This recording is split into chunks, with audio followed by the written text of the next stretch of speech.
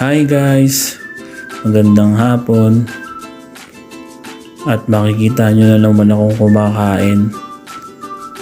Bali, merienda at hapunan na rin yan kasi medyo hapon na yan gagabi na. Yan nga no, kagagaling ko nga lang ng kapilya. At yan, pinarada ko yung motor ko. Tapos isasara natin yung gate para walang makapasok, baka mamaya may pumasok Tapos dyan nag-iisip-isip na rin ako kung ano yung lulutuin ko. Tapos nga naisip ko magbaksilog na lang. Yan, kumuha na ako ng itlog. Tapos yung cheese, totoo lang tinda ko to kaya lang wala nang bumibili kaya ako na lang kakain. Yung kanin lamig, tapos cheese, tapos yung harina, yan yung butter, konti lang pwede na yan. Tapos yung gatas, kailangan sa cheese yan, cheese sauce.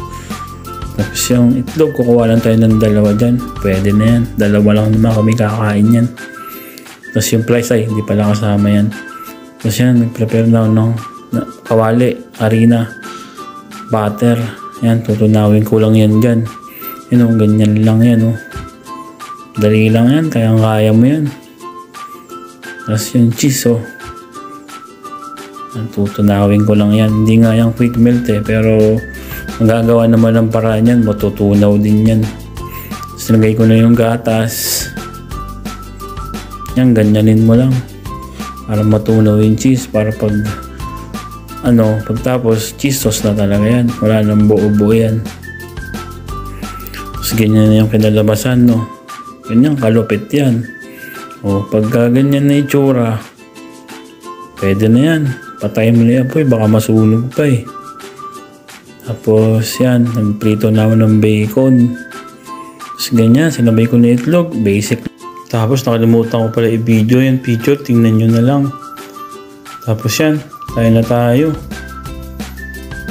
So gusto kong umorder ng baksilog, PM nyo lang ako, pre-deliver na. Para hindi naman ako lang kain ng tinda ko. Maawa naman kayo. Tapos yan, kain na tayo. Sarap niyan. Bacon, sinaing itlog. Tapos yan, siyempre may juice tayo.